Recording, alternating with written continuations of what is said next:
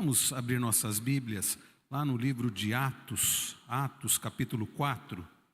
Atos capítulo 4. Nós estamos, irmãos, na série cujo título é A Igreja de Jesus. O nosso propósito é conhecer, de acordo com as Escrituras, o que é ser igreja, aprender o que é ser igreja conforme a palavra do Senhor.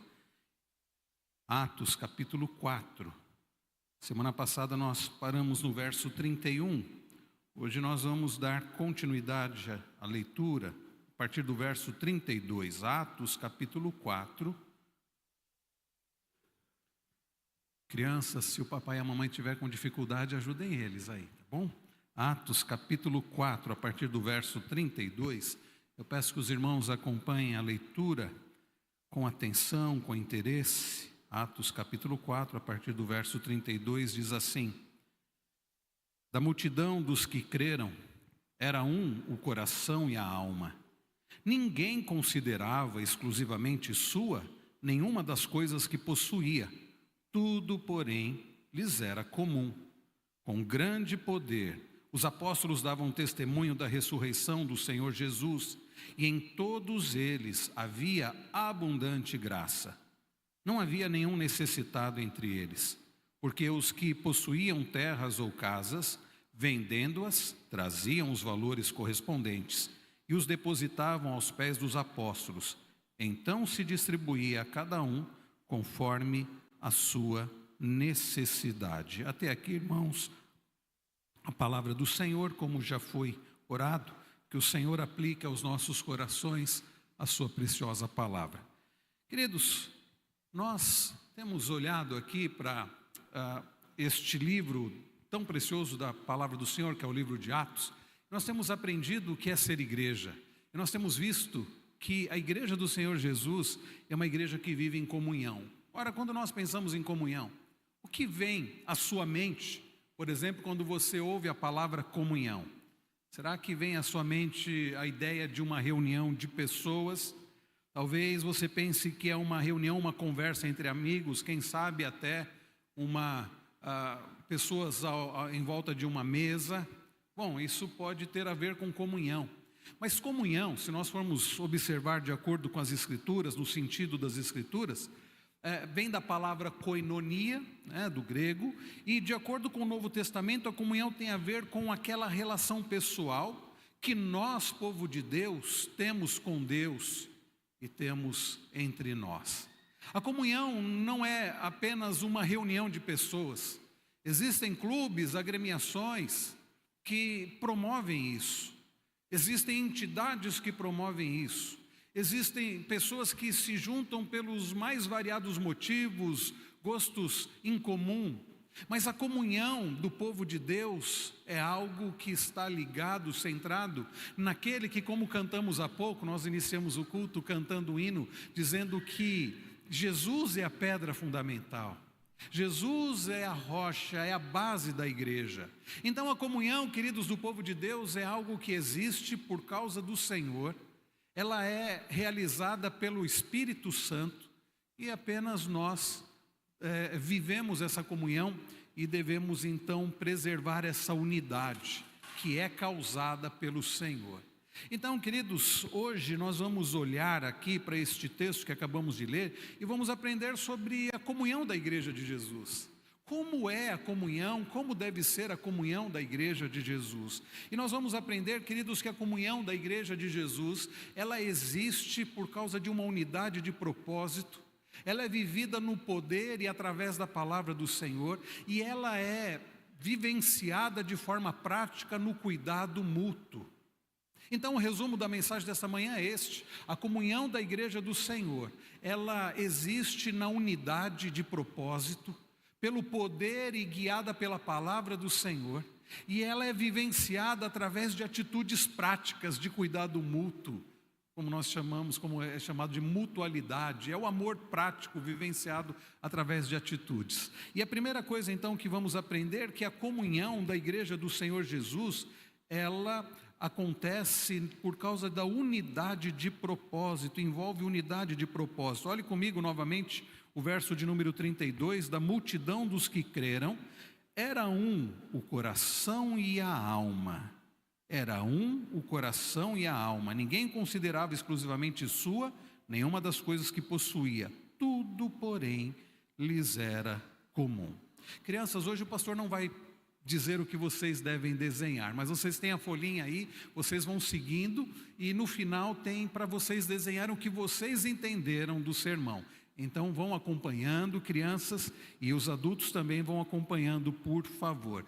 Irmãos queridos, a igreja do Senhor Jesus, ela é chamada para viver em comunhão. Nós estamos olhando para o livro de Atos e desde o capítulo 1, nós vimos sobre Jesus com os seus discípulos e Jesus dizendo para eles: vocês receberão poder ao descer sobre vocês o Espírito Santo e vocês serão minhas testemunhas, tanto em Jerusalém como Judéia e Samaria, até os confins da terra. Jesus falou essas palavras para os seus discípulos, logo a seguir ele subiu aos céus, e os seus discípulos então começaram a pôr em prática o que Jesus havia lhes dito. Eles estavam em Jerusalém, ainda eles estão em Jerusalém, e nós vamos olhando para o livro de Atos e vamos percebendo como eles colocaram isso em prática, porque de Jerusalém eles foram avançando, Judéia, Samaria, até os confins da terra. Irmãos, então é a igreja do Senhor, aqui a igreja primitiva, o início da igreja, eles estavam num grupo pequeno, depois houve uma conversão de quase 3.000 pessoas, depois passaram para 5.000 pessoas, então um grupo maior. E na semana passada, irmãos, nós vimos como aquele grupo estava firme, estava vivendo no propósito do Senhor. Nós olhamos dos versos 23 até o verso de número 31, nós vimos a igreja em oração, a igreja confiando no Senhor, e agora nós lemos sobre Lucas registrando aquilo que ele já havia adiantado lá no capítulo 2, como aqueles cristãos viviam. E lá no capítulo 2, a partir do verso de número 36, nós vimos como aqueles nossos irmãos viviam, e nós vimos que eles viviam firmes, eles viviam, se os irmãos voltarem algumas páginas aí, capítulo de número 2, a partir do verso de número 42, melhor, a partir do verso 42, diz que eles perseveravam na doutrina dos apóstolos e na comunhão, no partir do pão e nas orações. Lucas já havia registrado que aqueles nossos irmãos, aqueles cristãos, perseveravam na doutrina e na comunhão. Eles perseveravam, eles eram firmes, eles eram constantes na comunhão. E agora nós lemos aqui no verso de número 32 que da multidão dos que creram era um o coração e a alma. Era um o coração e a alma. A ideia aqui de alma é a ideia de mente. Estão lembrados lá em Deuteronômio 6, amarás o Senhor teu Deus de todo o teu coração, de toda a tua alma, de todo o teu entendimento. Jesus repete essas palavras lá em Mateus 22. Nós devemos amar a Deus com todo o nosso ser. Então, o que Lucas está registrando é que aqueles nossos irmãos, que a igreja do Senhor Jesus tem unidade. E percebam, Lucas não está dizendo que eram todos iguaizinhos, todos se vestiam de forma igual, todos tinham os mesmos gostos. Não, não é isso. Era gente que tinha a sua individualidade. Era gente que tinha os seus gostos pessoais. Certamente havia quem gostasse de peixe, quem não gostasse. Havia quem gostasse de determinada comida, outros não. Havia quem gostava, gostos diferentes. Então esta unidade, meus irmãos, não diz respeito a não ter a sua individualidade, não diz respeito a anular os seus gostos pessoais. E algumas seitas, eu percebo, isso é característica de seita, as pessoas se vestem tudo de forma igual, parece que falam de forma igual, só pode comer isso, só pode... Não, meus irmãos, não é disso que Lucas está falando.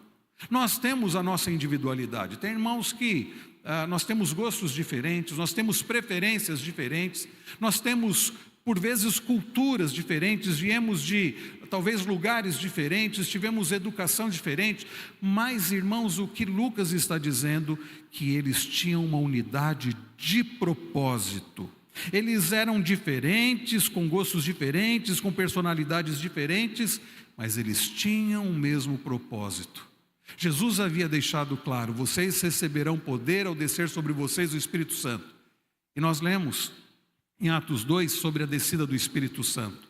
e vocês serão minhas testemunhas. Eles tinham essa unidade de propósito, de testemunhar de Cristo, de viver o Evangelho, de viver para a glória de Deus. Irmãos, uma igreja não pode subsistir de maneira bíblica se nós não tivermos o mesmo propósito. Um grupo onde alguns o propósito maior é o crescimento, outros o propósito maior é arrecadar dinheiro, outros o propósito maior é fazer conhecida a denominação, outros o propósito maior é a pessoa se aparecer. Está tudo errado. Uma igreja, um grupo de pessoas, não sei nem se eu posso chamar de igreja, mas um grupo de pessoas assim, mesmo que se denomine cristãos, que não vivem a unidade de propósito, que é a unidade bíblica, que é a glória de Deus, a evangelização deste mundo, não vai viver esta comunhão bíblica. Pode viver outra coisa, mas não a comunhão bíblica, porque, queridos irmãos, a comunhão da igreja do Senhor Jesus envolve unidade de propósito, envolve esta unidade que visa a glória de Deus, que visa o Evangelho, que visa testemunhar de Cristo.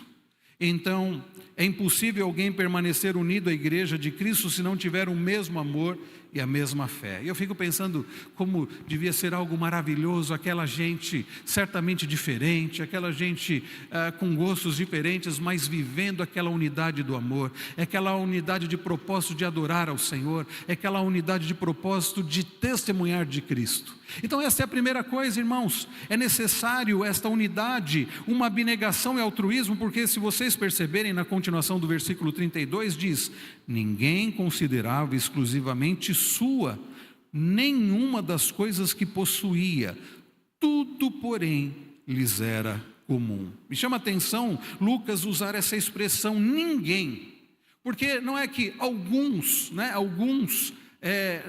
não consideravam exclusivamente sua, ele diz, ninguém considerava exclusivamente sua nenhuma das coisas que possuía. Havia então esse consenso, havia esta prática geral entre eles de não considerar apenas seu aquilo que possuía. Então essa unidade de propósito de um viver que glorifica a Deus, de um viver nesta mordomia, o que eu sou para o Senhor, o que eu tenho para o Senhor, e eu vivo isso para a glória do Senhor. Então a minha vida, o meu tempo, os meus bens, a minha família é para a glória do Senhor, e isso eu vou usar inclusive para a edificação dos meus irmãos, para o cuidado dos meus irmãos. Então percebam que não era o fato de que alguns daquela igreja pensavam assim. Alguns daquela igreja, quem sabe parte da liderança, quem sabe parte do coral, quem sabe parte da juventude, não é que alguns viviam este propósito de mordomia cristã, de consagração plena, não. Ninguém considerava exclusivamente sua nenhuma das coisas que possuía, tudo porém lhes era comum. A expressão aqui exclusivamente sua é muito importante aqui para entendermos esse comportamento abnegado e altruísta daqueles irmãos.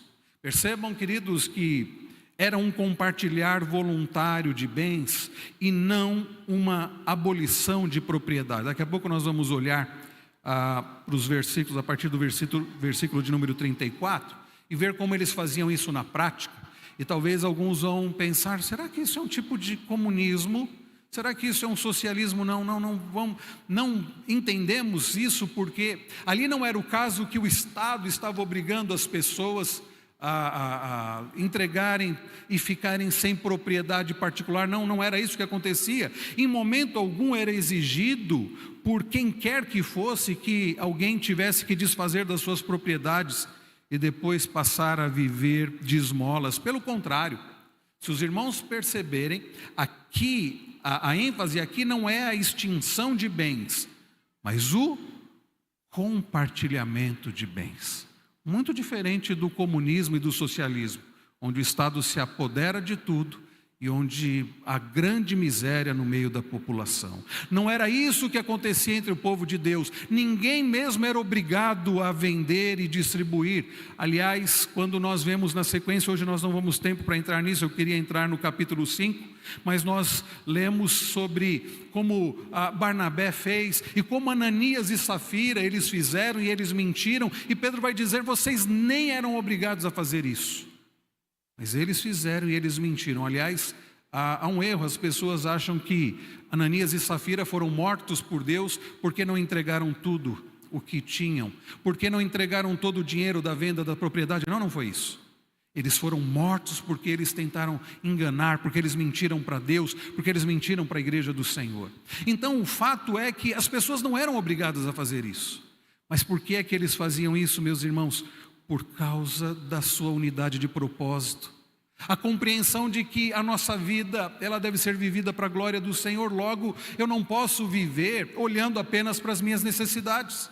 Eu não posso viver pensando apenas no que eu quero para mim.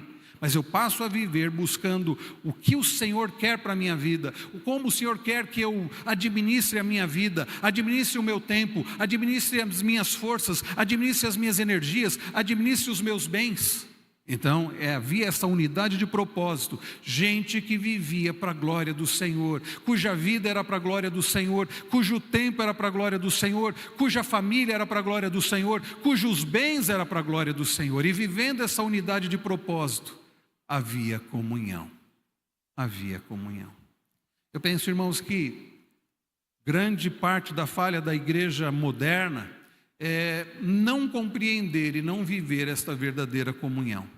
Porque se pensa que comunhão é apenas estar juntos, que comunhão é apenas promover atividades. Não, vai muito além disso. Se não houver unidade de propósito, e um propósito correto, que é viver para a glória de Deus, existir para a glória de Deus, sendo bênção um na vida dos outros, não haverá verdadeira comunhão, a comunhão bíblica. Então essa é a primeira coisa que nós vamos aprender nessa manhã. A comunhão da igreja de Jesus envolve unidade de propósito. Envolve termos o mesmo propósito, que é a glória de Deus e a proclamação do reino de Deus. Recebereis poder ao descer sobre vocês, e vocês serão minhas testemunhas. É o que eles faziam. Mas em segundo lugar, irmãos, a segunda lição que nós aprendemos aqui, ao olharmos para o verso 33, é que a comunhão da igreja de Jesus, ela está fundamentada no poder de Deus, e ela é conduzida pela palavra do Senhor. Olhem comigo o verso de número 33. Eu quero convidar os irmãos que têm esta versão Nova Almeida atualizada. Vamos ler juntos, irmãos, verso 33, leiamos. Com grande poder, os apóstolos davam testemunho da ressurreição do Senhor Jesus, e em todos eles havia abundante graça. Percebam, e eu acho curioso, eu fiquei até tentado a pular esse versículo e depois voltar nele, porque do verso 32 vai falando de unidade de propósito, e a partir do verso 34 mostra como eles viviam isso, mas no meio de tudo isso tem esse versículo 33. Será que Lucas se equivocou em colocar? Parece, puxa, mas isso não tem nada a ver. Lucas está descrevendo como eles tinham unidade de propósito, depois Lucas, a partir do verso 34, vai mostrar como eles viviam isso, mas no meio disso tudo, ele coloca este verso 33, e por que ele colocou este verso 33? Irmãos queridos, é claro que Lucas não se equivocou, é claro que o Espírito Santo não se equivocou, é porque este verso 33 é fundamental para entendermos que a comunhão da igreja de Jesus não é apenas, não basta estarmos juntos, ou mesmo levarmos em consideração a necessidade do nosso próximo, porque senão nós podemos incorrer no erro de colocar o ser humano em primeiro lugar, coisa que muitas igrejas estão fazendo. Percebam que Lucas registra aqui, no meio dessa descrição de como eles viviam essa comunhão, que com grande poder os apóstolos davam testemunho da ressurreição do Senhor Jesus.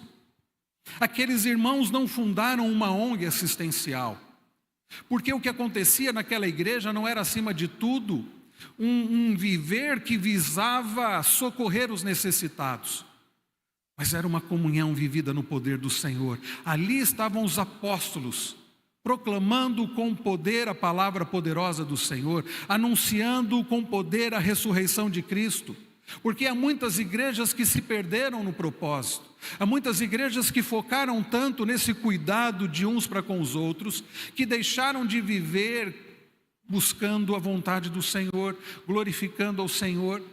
Há quantas igrejas, irmãos, que se especializaram no evangelho social, e então o importante para eles é o cuidar dos necessitados, algo que faz parte. E acima de tudo, cuidar dos necessitados da igreja, para que ninguém passe necessidade. Mas deixaram de lado a pregação poderosa do Senhor, deixaram de lado a ressurreição de Cristo e passaram a viver como se Deus não existisse. Uma igreja que deixa de proclamar, de viver a verdade de que Cristo ressuscitou e de anunciar essa verdade, é uma igreja que vai olhar apenas de forma horizontal e vai conseguir enxergar apenas os seres humanos. São igrejas humanistas, são igrejas cujo ser humano é o que há de mais importante, são igrejas que falam sobre o social, mas não falam no poder de Deus. E isso, meus irmãos, atingiu este mundo de tal forma que nos seminários, isso já é coisa antiga, começou-se a adotar uma teologia, que é a teologia liberal, que passa a dizer que a Bíblia não é a palavra de Deus, que Jesus não, que os milagres que são narrados ali na verdade não foram milagres, que Jesus nem ao menos ressuscitou. Há pastores que não creem que Jesus ressuscitou. E eu fico pensando, irmãos, como uma igreja cuja própria liderança não crê no Cristo ressurreto, pode viver a comunhão descrita aqui por Lucas? Não vive. Porque a comunhão, irmãos, descrita aqui por Lucas, ela é vivenciada no poder daquele que venceu a morte e está vivo. Aliás, o livro de Atos, ele vai descrever como Jesus continua agindo, mesmo depois de subir aos céus. O livro de Atos narra, irmãos, o agir poderoso de Jesus na igreja e através da sua igreja. Mas quem é que está agindo? Quem é que está trabalhando? É Jesus. Porque as curas que foram realizadas, quando Pedro realizou aquela cura, ele realizou no poder do Senhor. E tudo que foi feito, seja através da vida de Pedro, através da vida de Silas, através da vida de João, através da vida de Paulo mais à frente, foi no poder do Senhor Jesus, foi através do próprio Senhor Jesus. Então não há como vivermos uma comunhão verdadeiramente cristã sem estar fundamentada no poder de Jesus, para a glória de Jesus e de acordo com a palavra de Jesus. Porque há igrejas querendo promover uma comunhão fora da palavra, onde toda sorte de coisas antibíblicas até acontecem, mas são justificadas por coisas do tipo, mas isso vai fazer a igreja crescer, mas isso vai agradar as pessoas, então vai promover maior comunhão. Não. Pode promover maior ajuntamento, pode promover maior crescimento numérico, mas não vai promover comunhão. Porque, irmãos, não há como haver a comunhão cristã fora do propósito de Deus, fora da vontade de Deus, fora da palavra do Senhor, sem o poder, o agir do Senhor. Pode haver muito ajuntamento, há igrejas nesse momento abarrotadas de pessoas, lotadas, mas onde não há comunhão, porque são igrejas onde não se prega o Evangelho, não se prega sobre a ressurreição de Cristo, onde não há atuação do nosso Senhor ressurreto, mas elas estão cheias, mas não há comunhão. São pessoas que cantam, são pessoas que talvez levantem as mãos, mas não há verdadeira comunhão. São pessoas que talvez até se ajudem, mas não há verdadeira comunhão, porque a comunhão do povo de Deus envolve o poder do Senhor, envolve o direcionamento do Senhor. É por isso que nós lemos no verso de número 33, que os apóstolos, eles estavam ali agindo, eles davam testemunho da ressurreição do Senhor Jesus, e em todos eles havia abundante graça. Em todos eles havia abundante graça. Aquela igreja tinha consciência de que as necessidades materiais não eram mais importantes do que as necessidades espirituais. Como eu disse, é um grande erro a igreja olhar apenas para os seus membros, para as necessidades dos seus membros materiais, e então se esforçarem apenas para o cuidado material, deixando de lado a necessidade espiritual. E qual é a maior necessidade? Queridos, qual é a nossa maior necessidade? A material ou a espiritual? Vejam, sem dúvida alguma, a necessidade material, ela precisa ser levada em consideração, mas você pode ajudar alguém materialmente. E o que vai acontecer amanhã? Ele vai precisar de novo, E se ele morrer tendo apenas as suas necessidades materiais supridas, de nada vai adiantar. porque ele vai experimentar a morte eterna. E mesmo que ele seja um membro da igreja, mesmo que ele for assistido assistencialmente, o que é importante, se ele não for assistido espiritualmente e não se tornar semelhante a Cristo, ou seja, o mais importante não aconteceu. É por isso, irmãos, que a necessidade material é ainda que importante, e ainda que precisamos suprir a necessidade material no meio do povo de Deus, a maior necessidade é a necessidade espiritual. E como eu disse, muitas igrejas estão se perdendo, porque estão focando apenas na necessidade material das pessoas, e Cristo está sendo deixado de lado, e a palavra, a vontade de Deus está sendo deixada de lado. E então essas igrejas se tornam meras ONGs, se tornam organizações não governamentais, mas deixam de ser a igreja de Cristo. O comentarista William Hendrickson disse o seguinte: as necessidades materiais e espirituais seguem juntas. Toda a comunidade se engaja na luta de ajudar materialmente uns aos outros, e os apóstolos proclamam o evangelho de Cristo. As necessidades materiais e espirituais andam juntas. Não podemos negligenciar nenhuma delas, mas nunca podemos deixar de suprir as necessidades espirituais. Porque as necessidades materiais, existem organizações por aí que podem suprir. É coisa que o governo deveria inclusive suprir. Mas as necessidades espirituais somente a igreja pode suprir. ONG nenhuma vai suprir necessidade espiritual. Governo nenhum vai suprir necessidade espiritual.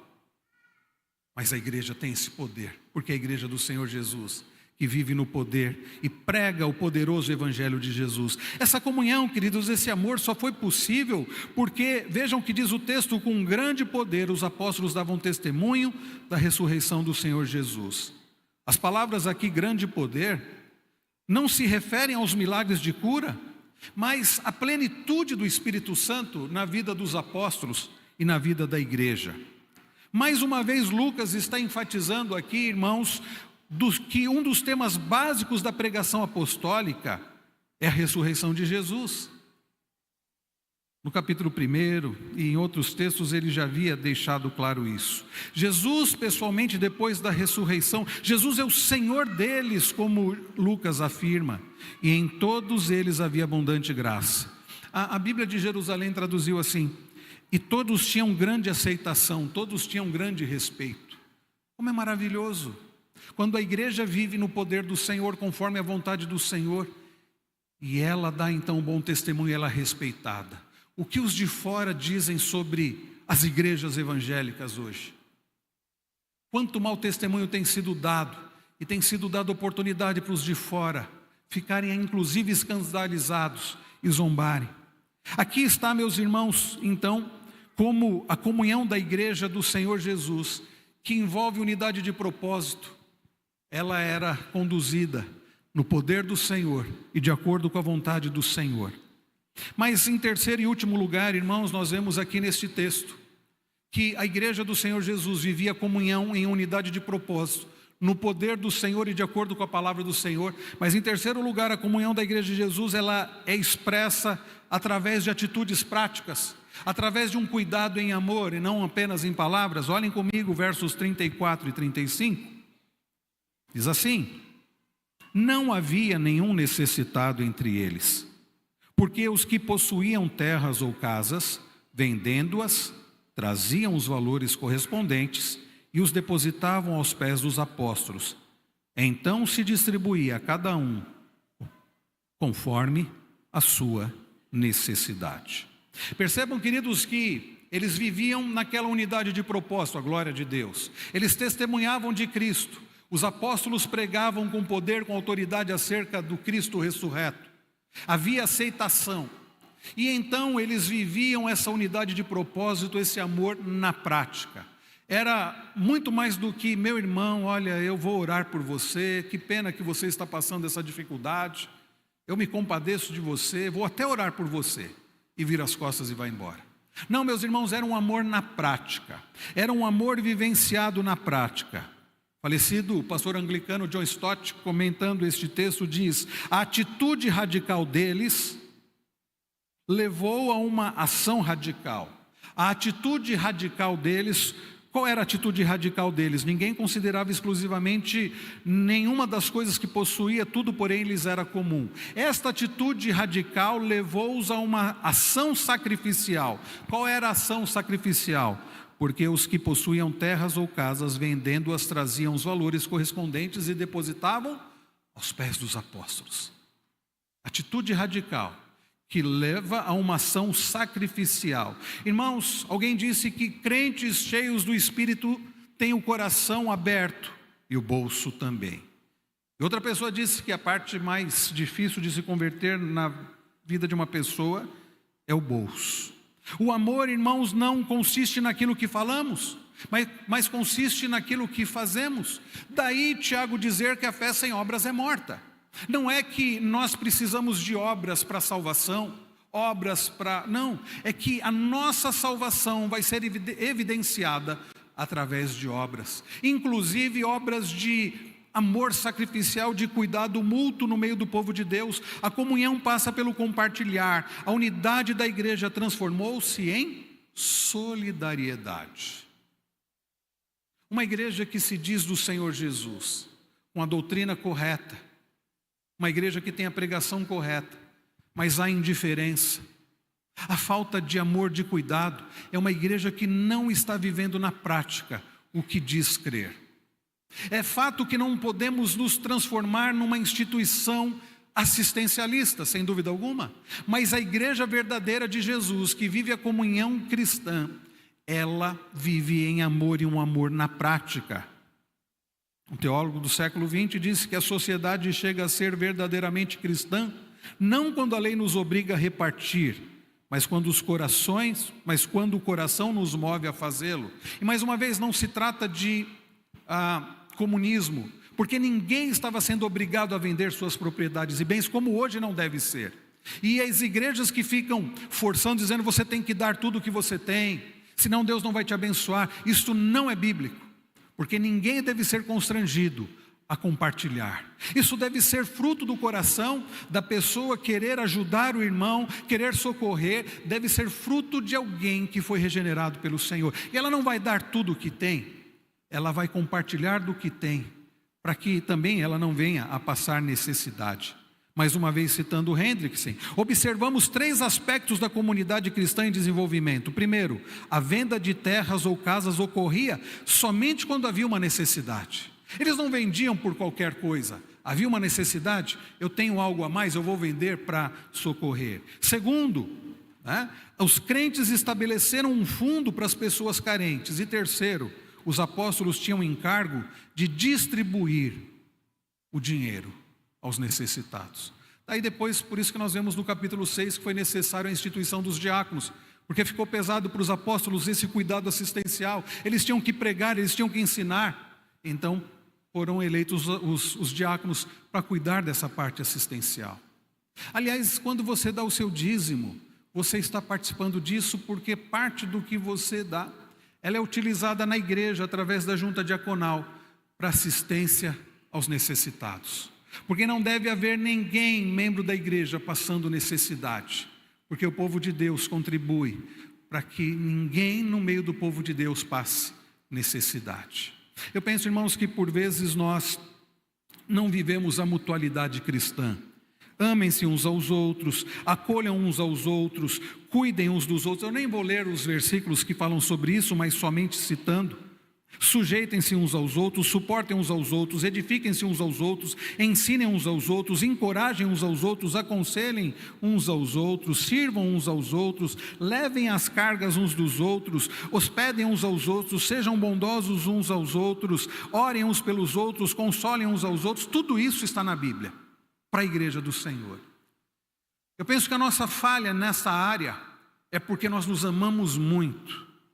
Não amamos a Deus como deveríamos e não amamos ao nosso próximo como a nós mesmos. Mas a igreja do Senhor Jesus, ela é chamada para viver este amor. A igreja do Senhor Jesus vive esta comunhão na prática. É um amor que é traduzido em atitudes. Dizer eu te amo não é suficiente.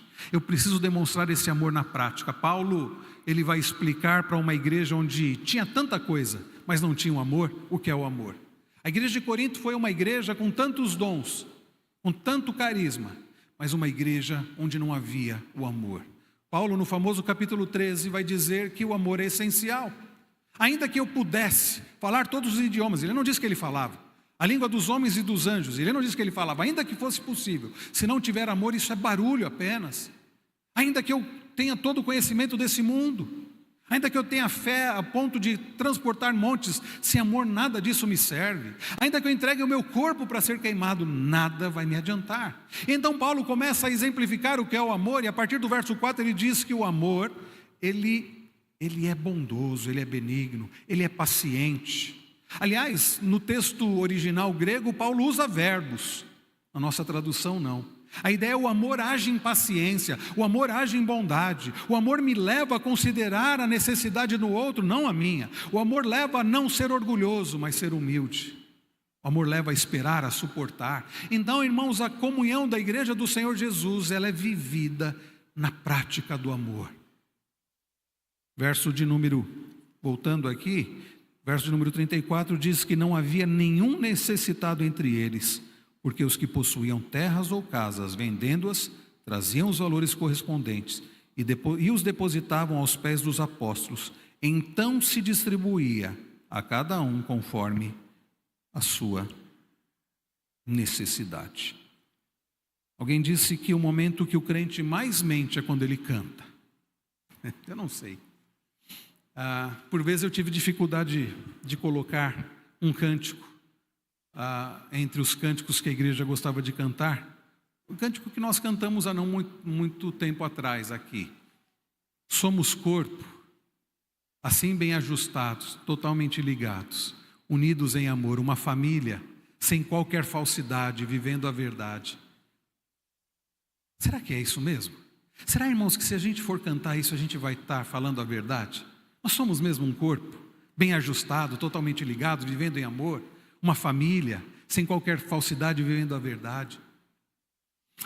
E o problema não está na letra do cântico, o problema está em não vivermos essa verdade. E o que eu espero, irmãos, pelo poder do Senhor, pela graça do Senhor, é que nós, como igreja de Jesus, vivamos, experimentemos esta verdadeira comunhão, unidade de propósito, no poder do Senhor, o Cristo ressurreto, que está vivo e que está conduzindo e capacitando a sua igreja, de acordo com a palavra, a pregação do Senhor, e uma comunhão vivenciada na prática, nesse cuidado. E não é apenas um cuidado material. Aqui Lucas registra a necessidade, naquela época era grande material, mas a necessidade do cuidado em atenção, o cuidado emocional, o cuidado através da presença. Quantos irmãos nossos precisando de presença, precisando de acompanhamento, precisando de uma palavra de encorajamento, precisando de um aconselhamento extraído das Escrituras, de uma palavra de ânimo. Quanta gente precisando, meus irmãos, não de coisas materiais, mas de necessidade emocional e espiritual. Que possamos viver assim, compartilhando do que temos, do que somos, para a glória do Senhor.